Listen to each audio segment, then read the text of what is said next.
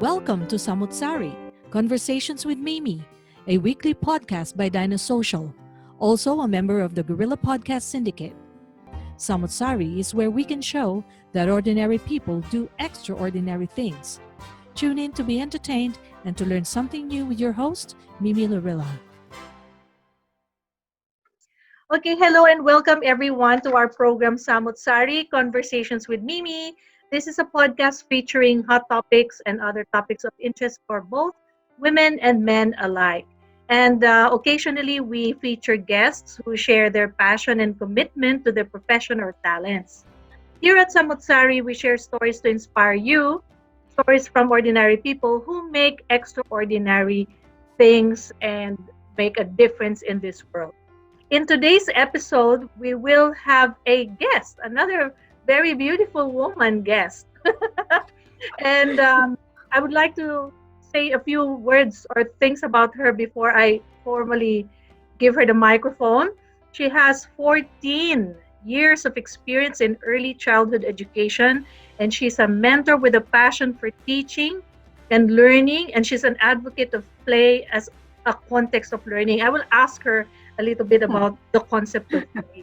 But for now, I'd like everybody to welcome my guest, Raquel Chan. Hi, Raquel, and welcome to Samut Sari. Hello, Mimi. Hello, everyone. Thank you for taking time to join me in this episode because I'm just a newbie in this world of podcasting. And as a newbie, of course, I would like to really extend my reach. So I don't want to be just talking about myself or talking on my own. It's always nice to have a conversation with somebody else who you can bounce off your ideas with. And I've invited you to guest speak or join me in this particular podcast because I know that your field of expertise or this industry or sector you are in is a sector I think that's really important and a sector that will never ever die. Because obviously there are always kids that need to be educated, and you've chosen to be in this field. So before we dive deeper into this field, I want to ask you first, what made you become an early childhood educator? What was the kind of like the aha moment for you that you said, okay, I'll be in this area as a career? Well, when I was little, I used to always play teacher. So I'd be the teacher and I'd set up my classroom and things like that. But somewhere along the line, I ended up working in marketing in the Philippines. And then I migrated to Australia. And then I had a baby. I had a baby boy who is now 16 years old. And I was so out of my depth. I was like, I don't know what to do with this little baby. And then I realized as I was watching him grow the first few months, I realized that I was really interested into how he was thinking and learning. And there was so many interesting things that he was showing me. And then I decided, this is the right time for me to change careers. I'm in a new country. I've just had a baby and I can use this experience to really learn how to teach children. And that's where it all started. But I've always wanted to teach. I just didn't know what field I was going to teach until I had my own child. Right. So are you telling me that you actually changed careers when you moved to Australia? So this is where you studied early childhood education and you learned about the different techniques. I suppose that's our difference because my educational training is teaching more adults. So I've been in a university, so adult education is more my thing. I don't know much about teaching little kids. So but let's go back to your study. You talked about you are an advocate of context of play. So that means that might have been one of the early things that was emphasized in your course in early childhood education. Yeah. So can you explain, I don't want to be too technical, but can you explain to our viewers, what is this concept of play? And I'm thinking play is already ordinary and part of a child's life. So why does it have to be so much ingrained or embedded into the educational setup for early childhood learning? So when I studied my diploma of children's services, this was to um, we were at the cusp. So we were changing, we were moving into a different, you would say, pedagogical training, where we Yeah. used to be looking at children's development. So it was a developmental framework where we have to, sort of put them in boxes where, you know, um, the trajectories that they will move from one development to the next based on their age, which is a linear trajectory. But Yeah. when I was studying for my diploma, the first year I learned all about developmental framework, which is about um, cognitive, physical, and things like that. And then on my second year, I was lucky enough that because of the shift in the whole early childhood industry, we were then introduced to the pedagogy of play, which is such a big difference from Piaget's developmental theory. So it talks about children as already, you know, they already come with lots of things. They already know things, and all you've got to do is enhance that. So, and it also talks about the cultural aspect and the social aspects of learning, that children doesn't just learn on their own. They're not just intrinsically motivated. They're also motivated by their interactions with peers, interactions with adults, and when I went into the field of early childhood, I was given I had two choices. I either had to go developmental framework, or I had to embrace play. And I really had close affinity with play. And then later on, this was strengthened by the development of the early years learning framework, which works around the premise that children are inherently learning all the time, in the context that we don't have to give them pen and paper to learn. There's other ways of learning and doing. And it Mm-hmm. also talks about different ways that children learn, that they don't just learn, by rote learning. They learn by manipulating, they learn through their senses and things like that. So I Mm. think that's where I was passionate about. Right. So just for the benefit of our viewers, they don't know. So I'm going to reveal this. I'm very lucky, fortunate, and very, very appreciative of the fact that when I launched my children's book, I launched it in your school. And that is, oh my gosh, that was a big, what do you call that? A big deal for me, because I never thought that I would become an early childhood writer, a children's author. And Yeah. I really want to thank you because for the benefit of our viewers, Raquel really paved the way for me to be able to interact with the kids.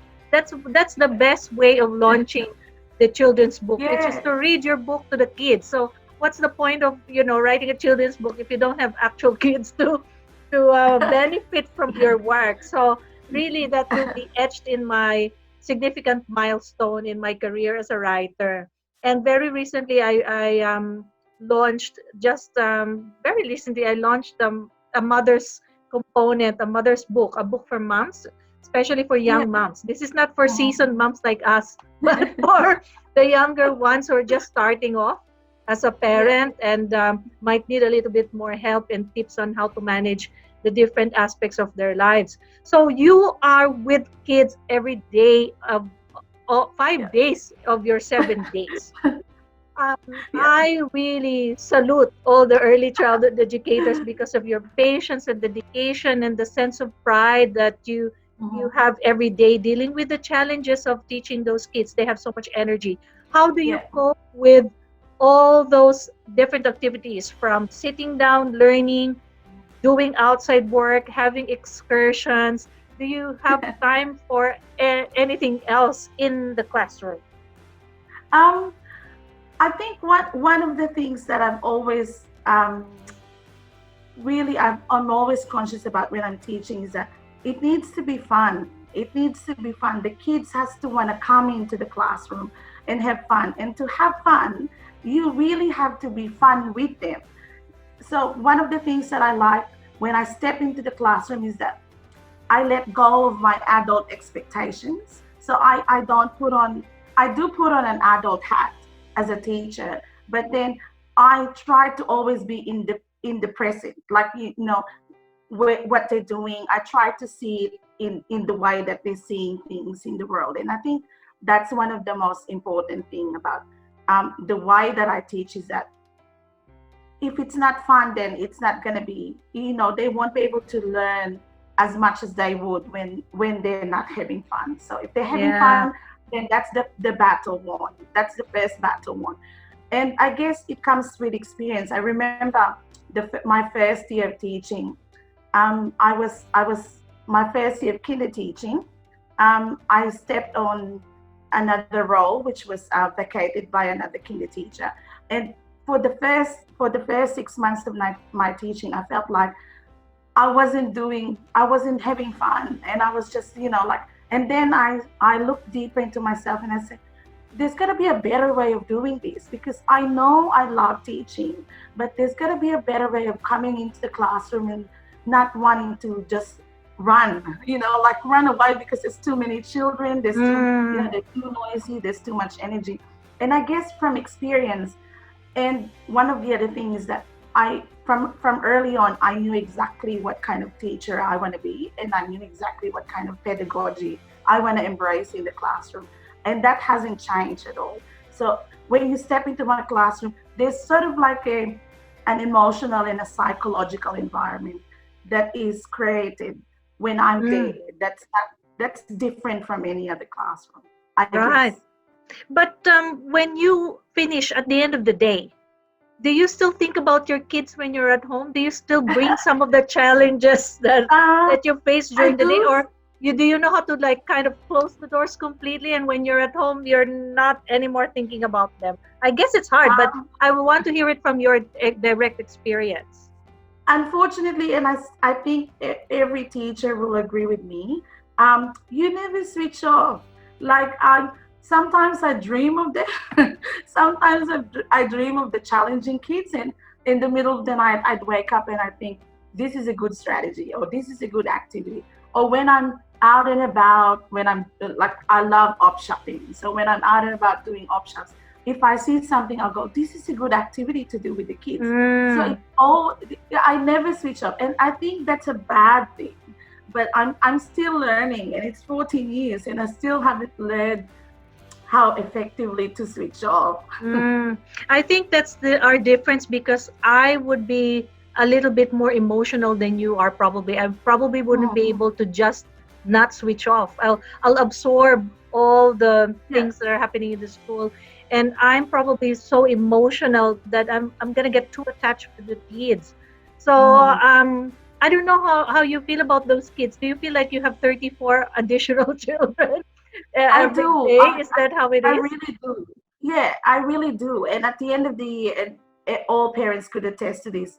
Every graduation, I try not to cry, because, it's like being in their lives for that 1 year, and then you have to hand them over to the next lot. And it's a really hard feeling to let go of those children, because you literally see them grow right before your eyes. And it's a privilege to have that, but then it's really hard to let go of that.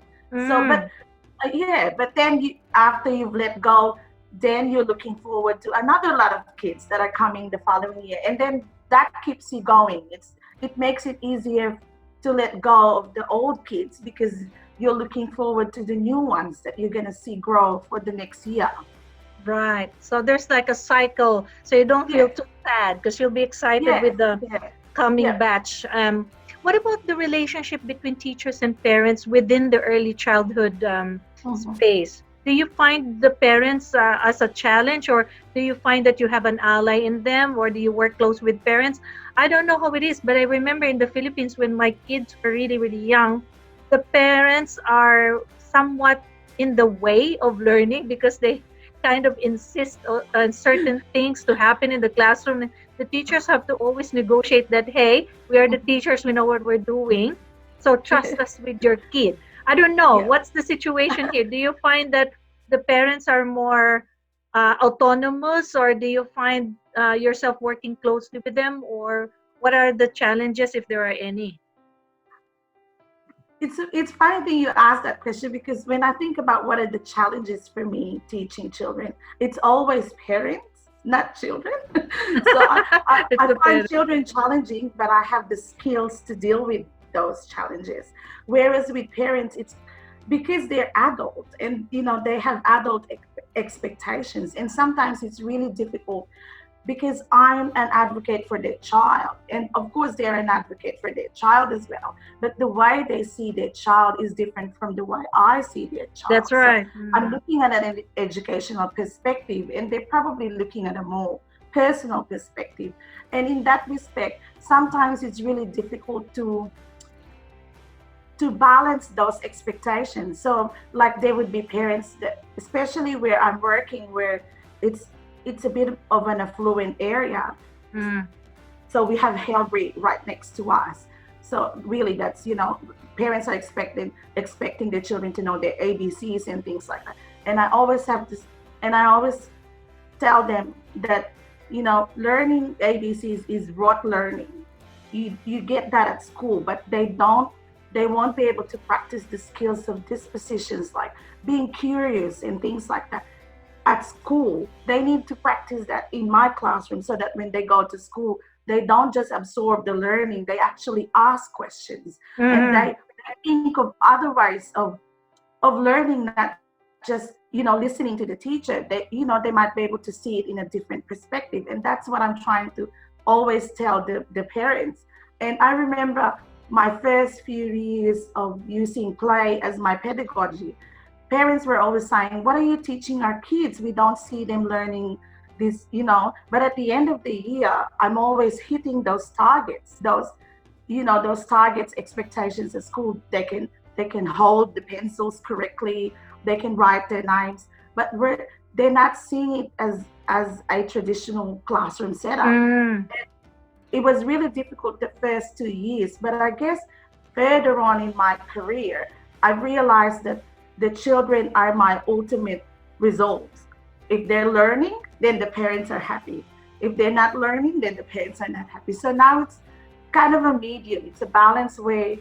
They ask questions, but at the same time, they they respect me. They respect my skills of teaching. So I sort of like I'm I'm convincing them that I am teaching their children. It Not just just playing isn't every like day.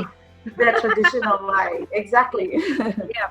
So this is a bit controversial. I don't know how much of this happens in early childhood, but certainly when you go primary schooling and maybe middle schooling, there's this idea about homework. So that's the Mhm. controversy around here. How much Yeah. homework should we give our kids, and do we give our kids homework? Does that happen also in early childhood? Do you expect some take-home tasks that the kids do, and then come back to school armed with what outputs they have done during the day, during the night, or during the past week? How is homework, as is that an issue in early childhood education? I don't think it is, because homework is seen as a traditional, a traditional issue for Yeah. school, for academic learning. And in Australia, especially in Victoria, early childhood is not the start of your traditional academic learning. So it's a pathway, but it's not, there's not a lot of expectations for them to, at the end, for teachers per se, to follow a certain curriculum every term. So it's very flexible. Our early years learning framework is quite flexible in the way that we can choose the subjects that we explore. We base it on the children's interest. So I guess homework would be like, when we're learning about autumn, we ask them to collect leaves and stuff like that. Or if we're learning about recycling, we invite the parents to, recycle, find some things at home that they can bring to the classroom, and we can use them for sorting and things like that. That's the limitations of and I won't even call it homework. I'll probably call it more parent input, and from home to kinder. Like that's the connection from home to kinder, is that they share their experiences from home, and then we enhance it when they come to the kinder environment. So it's not really per se as homework. But finding the links in terms of Yes, what they do at home and what they yes, do in yes, school. Yeah, that's good.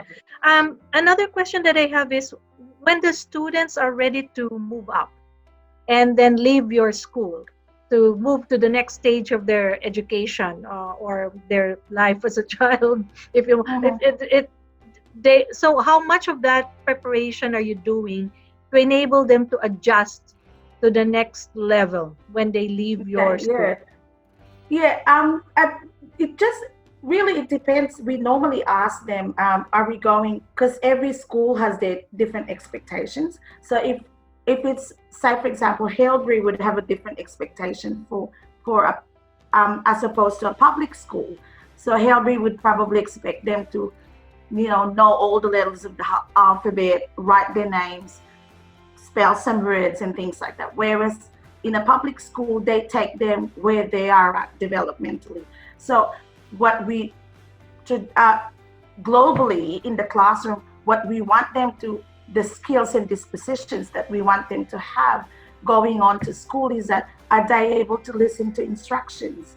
Are they able to understand that there is an expectation in the environment where at times they will have to sit together in a group, but at times they will have to go and choose their own activities. So expectations like that, or that there's rules and behavior limits in the classroom, because in the school setting it will have the same sort of things, and Right. how do you deal with social issues like friendship issues, disputes and things like that. So you'd probably think, we already know this, but kids don't know it. They don't know how to navigate conflicts. So instead of navigating conflict maturely, they would hit or kick or do things like that.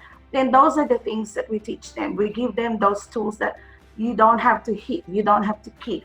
You use your words, or you take other children's perspective. And I think globally, it's more dispositions rather than skills that we would like them to take moving forward, because in any learning environment they will be able to use those dispositions of curiosity. We want to know, we want to see if the kids are curious. Are they asking questions? Because when they go to school, they'll have to ask questions. They have Yes. to listen to their teachers. Yeah. They'll have to understand that I will be using these tools. And if I don't know the answer, what do I do? Do I just sit in a corner and cry, or do I ask my peers? Do I ask a teacher? Do I look in the environment and see if there's a book that I can use? Say, for example, a child says, I want to draw a horse, but I can't draw a horse. It just doesn't stop there. What we do is we say, well, how do we draw a horse? What does horse look like? And then eventually they can have those skills themselves, so that Right. there's no adult that would guide them. It will be them that say, where can I find the resources to deal with these questions that I have at them? And Yeah. they don't teach that at school. Yeah. So I'm thinking now that, do you find yourself in a situation, or has any of your co-teachers find themselves in a situation where they they have already established a certain things in the class, or they've Mhm. taught the students about those disposition and some of the life skills, fundamental life skills, and then you find yourself, so the kids leave school, go back to their homes, and then the following day or the following week, you find yourself, have this child undone, or did they undo, or did they delete, or did they modify some of the things that they learned, and it becomes even Mhm. more difficult to correct those things, or it Yeah. becomes more challenging to manage any sort of conflict or difference in the way that you have taught them. Have you ever had those instances? Um, Only a few, and I would say only because they have some learning challenges. But for children that are within the norm, it's easy for them to understand that as long as you've got a consistent expectation, rules, and behavior limits in the classroom, it will never change. And they know that they know when they come in. Parents would say, they don't even pack up at home. But here, as soon as they hear the pack up song, they're like, little, they're like little workers packing up and things like that. It's not that you're training their mind. It's just that it's instinctive for them, because they understand that this auditory cue means this is a time for me to pack up.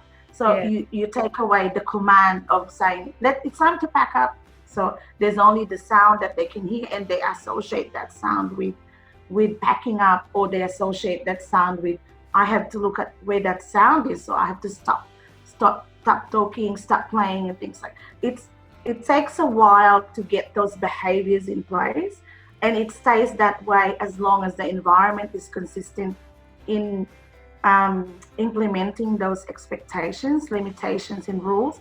But sometimes children with other learning challenges, normally, as you say, they would go home, then they come back and they forget that, this is the learning expectations, and then you'll have to start all over again.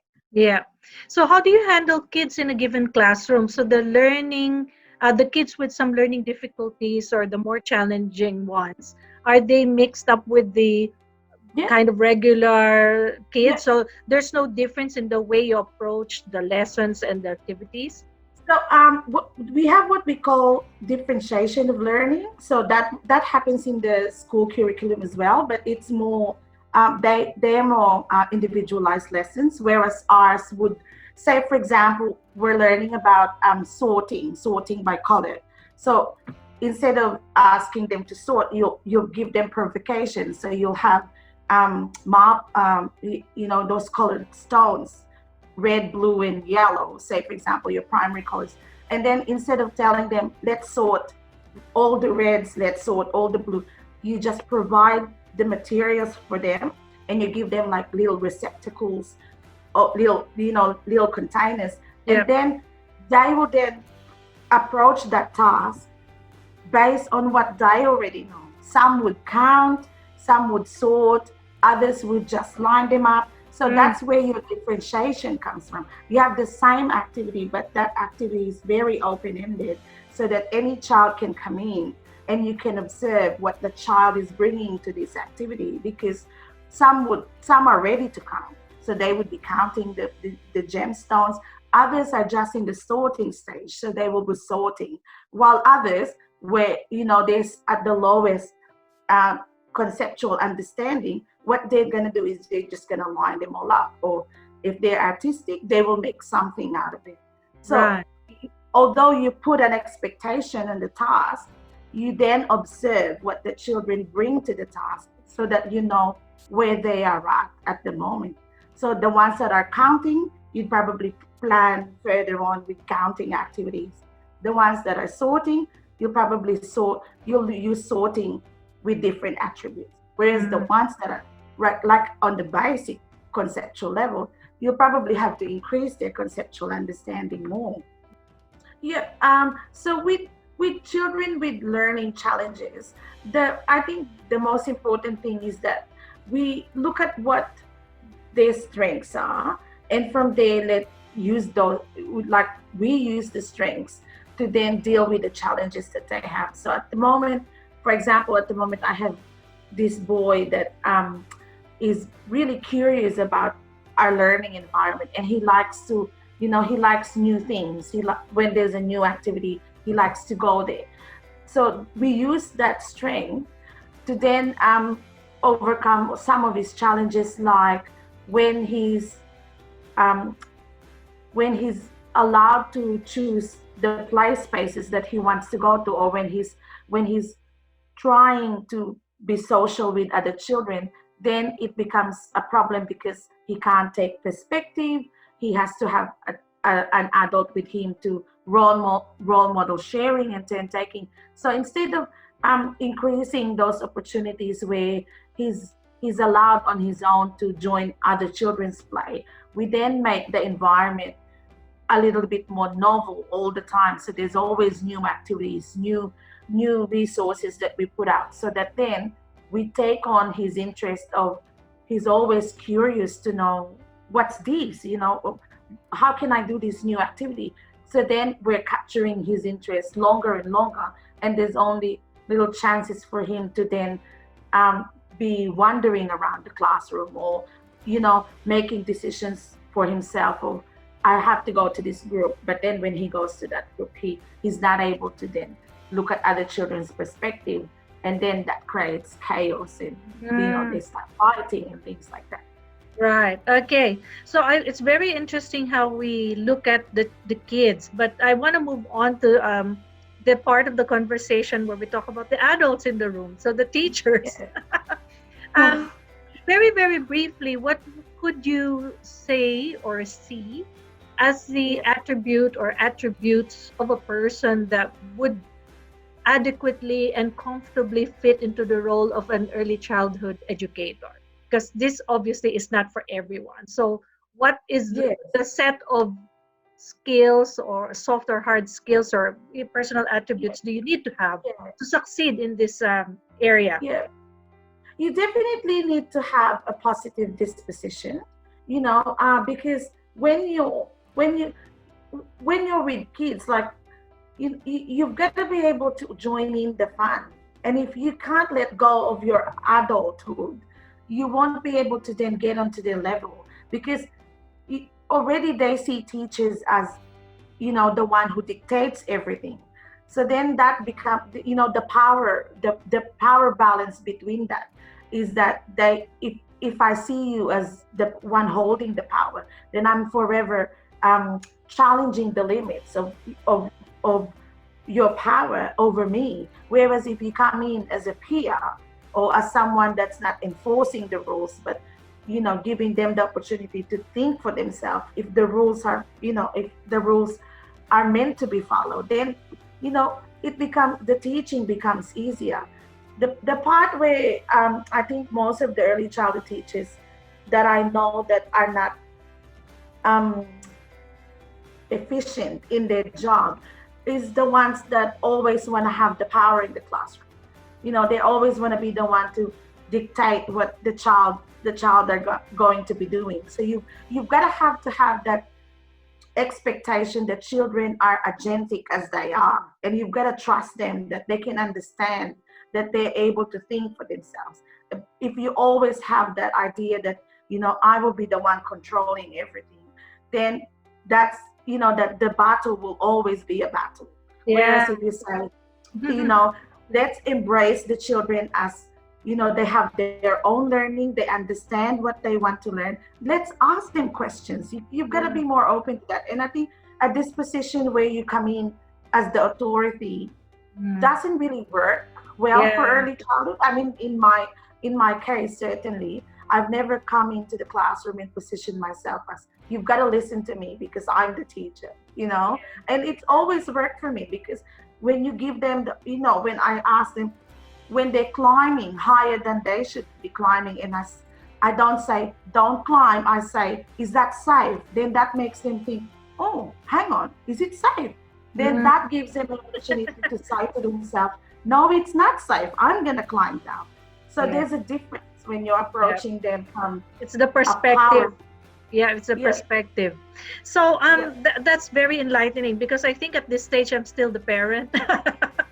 The parent Yeah, that, and it's kind of difficult. yeah, it Because is I'm a difficult. parent too, and I parent like a Filipino. So Mm. really, So we're when you both tiger step into the moms, classroom, tiger moms at home, but you're as gentle as a lamb when you're in the class. I think I'm actually not gentle.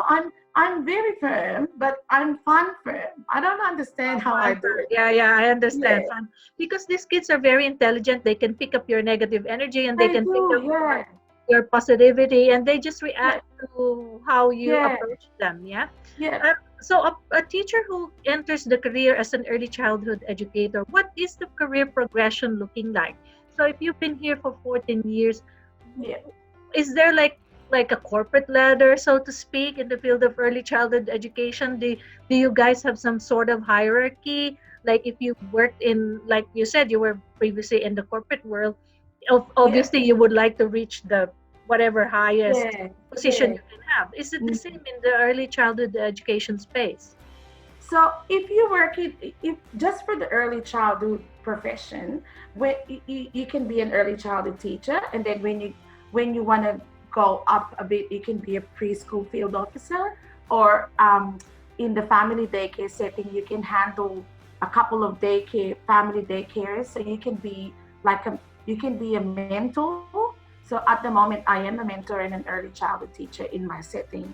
So I mentor the other educators in the room that have lower qualifications than me. And of course, because I've got cert 4 in teaching and assessment, I can work in TAFE. I can teach diploma and certificate of early childhood services. So that's probably the progression. If you work in a long daycare setting, you'd probably be you can be a director. So you can go in being a director. But a couple of years ago, I've been asked to be director, but that's not really where my passion lies. So I don't like admin and regulations and things like that. So I think I'm always, with me personally, my profession will always be anchored on early childhood. So it could be teaching TAFE, training students in year 11 and 12, more likely if I get my secondary teaching degree. Then it's always going to be early childhood. I don't want that has any always been in admin. your heart. Yeah, It's always been a yeah, part of you. Yeah. yeah, This is great because a lot of the young kids right now, meaning those that are going to finish year 12 or those who yeah. are thinking about what could my future career be like, it's always good to have a glimpse of uh, people's different professions. Like obviously we are talking about kids and teaching Yeah. and childhood, because like I said, it's a field that will never ever go away. Parents will Mm, need support and education for their kids. Teachers will always have a place, just like nurses will always have a place in society. yeah. People will get sick, hospitals will Mhm. need And we see that support now staff. in COVID. Yes, COVID, exactly. you know. So I think you are in the right place. You are kind of secure in the sense that you're making a difference in your microscope, in your little Yes. world, in your Yeah. classroom. But the future of the kid always starts with what they learn from early childhood. So Mhm. definitely you're building the blocks, foundational blocks to enable them to succeed in the future. So I really also salute early childhood educators for the work that you do. It's not easy to look after 20 or more kids Yeah. in a class every Yeah. It's not day. for the faint-hearted, Mimi. Yes, it's not for the faint-hearted. You're like brain surgeons. It's not for the faint-hearted.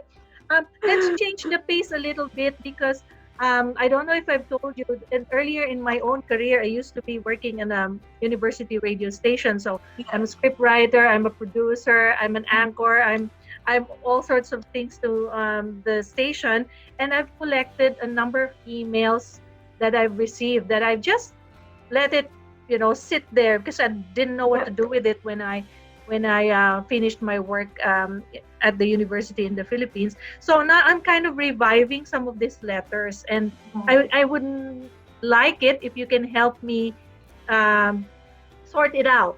So obviously these are emails of some years ago, but the challenges that are presented in these emails are still the Yeah. same. So Mm. maybe we can advise the people that are currently in a similar situation on what they want to Mm. do. So let's see whether your advising skills as Oh, an option of your teaching skills for work. So what I've done is some of these are written in Filipino. So what I've done is just to translate them into English. So let's yeah. Yeah. I'll read it and we'll start dissecting this and sorting it out. Yeah. So, dear That's it. Mimi, please keep my identity by calling me Ashley. So, I'm an office worker for 3 years and have found good office mates to work with. However, there is this girl who just brings negative energy every time she enters the room or is in our company. She likes to make herself feel superior among everyone else. I really don't want to be with her, but I noticed that she seems to trust me more than the rest of the people in the group. I do not know whether to tell her or not about what other people say about her. So I'm Mhm. stressed out, and sometimes I don't want to go to work anymore because I don't want to see this person. What do you think should I do? There you go. I don't know whether you Oh. have experienced something similar in your past. What can we advise people like Ashley who have Yeah. been or are in a similar situation at the moment? Yeah. Well, I've actually experienced that quite recently with the person that I'm working with, a new person that I'm working with. And for the first instinct for me was to really critically reflect on why I don't like this person. Like why does she bring out the negative feelings in me? And then when I started unpacking it, I felt like there was an attribute of her that doesn't sit well with me. And then I started asking the people that works with us whether this was just me personally Yes. feeling that, or Yeah. whether they can feel that particular disposition that she has that doesn't sit well with me. And in my questioning the other people around us that works with us, it just so happens that they were all feeling the same way. So then I can safely say to myself that this is not just me being biased to that person. There's this particular attitude that she has that doesn't sit well with all of us. And so what I did was, um, I then asked our boss to sit down together and then just address the issues that we're dealing with in the classroom. So as team members, so we sort of talked about the particular trait that she has that really challenges us to work with her. So I sort of went about it the admin way, if you know what I didn't confront her. I didn't badmouthed her against my other team members. Yeah. I sort of made it like a professional meeting where we address the issue. And I think if you're dealing with it in a work environment, that should always be your first point of call, is to address it in a professional manner and to just hone in on that particular trait that makes it difficult for you to be in the workplace. Yeah. So are you saying that, in a nutshell, for people like Ashley who are in a similar situation where there's this challenging behavior, we're not Mhm. saying this person is a difficult person to work with, but it's a behavior that is not just isolated, and other people Mhm. are also feeling the same Mhm. way. Yeah, Negotiate a time with your one-up manager yeah, or your boss yeah. to be Mhm. your advocate, and maybe through a dialogue, just like what you did Yeah, in your office, yeah, maybe looking at that from a semi-objective to a very objective point of view rather than attack that person is the way to yeah, go. Yeah. yeah. And But I if think it's the, mm, Yeah, and yeah, I think if you look at it from, productivity in the workplace, then that becomes a workplace issue rather mhm, than a personal issue, yes, which yeah, sometimes that's is good. easier to deal with that rather than someone saying to you, you're not a good person in a personal manner. But if Right. you say it in a professional way, linking it to what's happening in the workplace, then it becomes more of a objective issue rather than a subjective issue. Yeah. So the like you said, do it the admin way or the more professional way would probably be the easier way to get around that. Well, that's a very good advice. I love that advice. So anybody who's experiencing certain issues, or if you have questions and you want me to address those questions, please feel free to send me an email. My email is mimi@dinosocial.com. Raquel, I wish to thank you for spending your time with me in this podcast episode. I hope you enjoyed it. I And do. please do come back because there are obviously other topics that we can talk about. So Yeah. I just need to adjust to your schedule because I know how tiring it could be. So maybe on another day off that you have, Yeah, we can plan on definitely. another podcast episode. So Yeah. before I totally close, can you say anything or any last few words or things about early childhood that you'd like to share to the viewers and listeners? Yeah. First of all, thank you for inviting me to chat. It was a really interesting chat and I really enjoyed it. And I guess what I would like to say to parents, to teachers, to parents of difficult children, to parents of challenging children, that, we just always have to be in the moment with kids. Just always be in the moment. See the world through their eyes. And I That's guess right. when you see the world through their eyes, then you learn a lot. And you're always going to be learning with kids, because they teach us so many lessons. And every day when I work with kids, I end up going home being enhanced as an adult. They teach me so much more than I teach them. And that's my take on early childhood. Wow, how inspiring. So, how I wish I could still give birth to more babies, but that's And me impossible at too. this stage in our lives. However, we've adopted another bunny, so um, our Yeah. dipper now has a little brother called Oh, Charlie. So, yeah. thank you again, Raquel, and for our viewers and listeners. If you have any stories or topics that you wish to feature in the show, please reach out to me. I would like to remind everyone that Samut Sari is a member of the Guerrilla Podcast Syndicate. And obviously, if you want to connect further, I have my Twitter. Please search my name, Mimi Laurilia. I have my YouTube channel. You can reach out to me or You're by very busy visiting lately, Mimi. by visiting my Facebook page. So thank you, Raquel, and thank you everyone for spending time with us. Until the next episode of Samut Sari. Bye. Bye.